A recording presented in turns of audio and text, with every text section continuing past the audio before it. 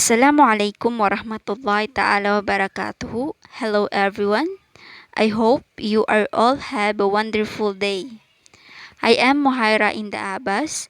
I am the first reporter of the Group 1. So I will be discussing the international political economy, or also known as IPE. So first of all, what do we mean by IPE, or international political economy? So, in a very simple way, we can define IPE as a study of the relationship between economics and politics, as well as a relationship between state and market. So it means IPE, or International Political Economy, is basically study of mutual relations among economics, politics, state, and market. So let's keep in our mind that international political economy, or IPE, examines how politics can be used to achieve economic goals and how economics is utilized for political interests.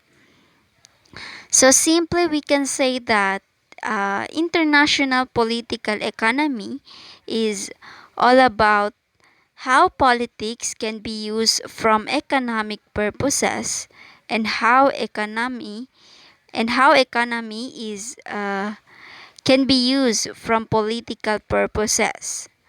So we can say that there is a strong relations between politics and economics.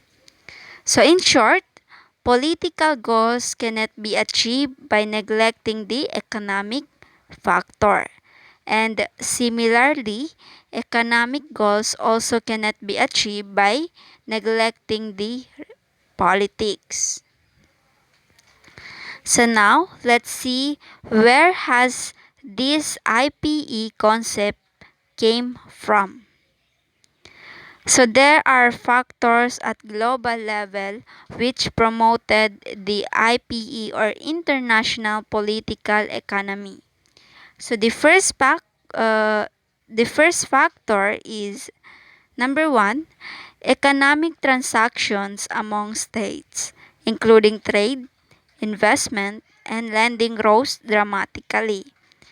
So we can see that wide countries came closer to each other.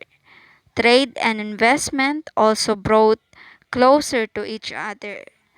So therefore, countries are pursuing both the political as well as the economic goals at global level.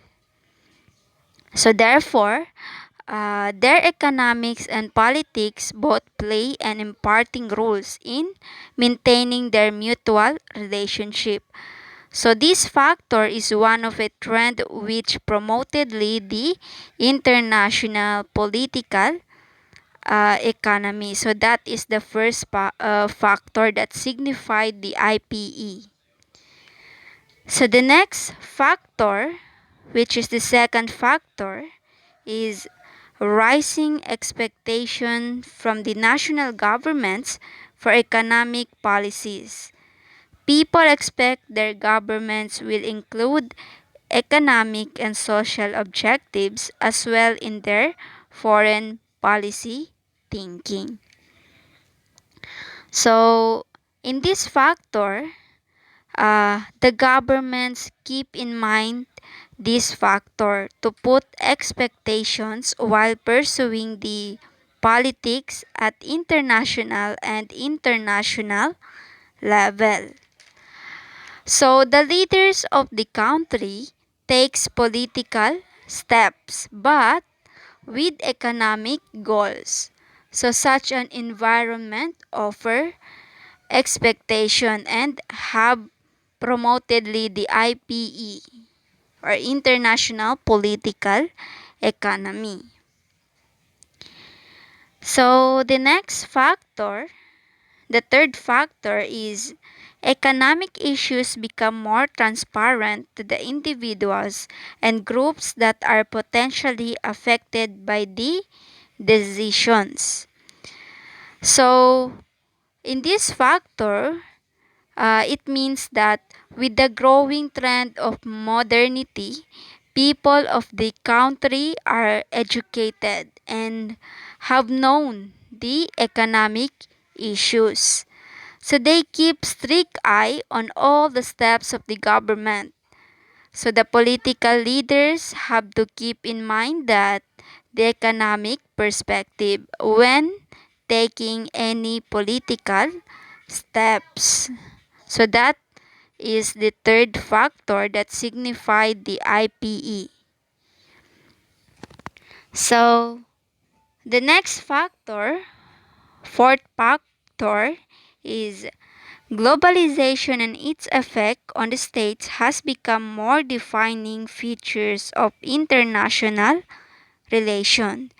So bakit kaya ang globalization is one of the factor that promoted the IPE or international political economy. So just because due to the globalization, states have come closer to each other. The private partnerships have been increased to worldwide. Business trade and investments across the borders have changed the whole scenario. So economics of the country are now depending on each other. So that is the reason why globalization is one of the factor that signify the IPE or international political economy.